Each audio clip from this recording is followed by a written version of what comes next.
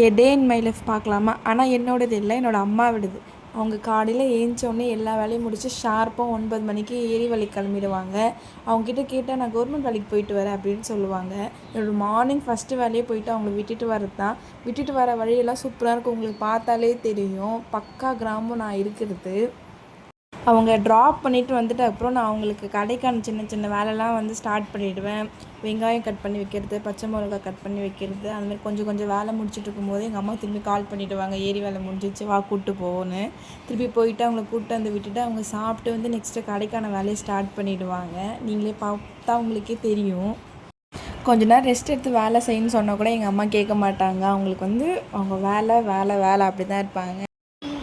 நடுவில் என்னால் முடிஞ்ச கொஞ்சம் கொஞ்சம் ஹெல்ப் நானும் அம்மாவுக்கு பண்ணுவேன். அவங்களுக்கு ஏரி வேலைக்கு போயிட்டு இந்த கடை வேலை பார்க்கறதுக்கே கரெக்டாக இருக்கும். நெக்ஸ்ட்டு பார்ட் நாளைக்கு போகிற மறக்காம மித்தூஸ் பேக்கிங்கை சப்ஸ்கிரைப் பண்ணுங்கள், சப்போர்ட் பண்ணுங்கள். Bye bye.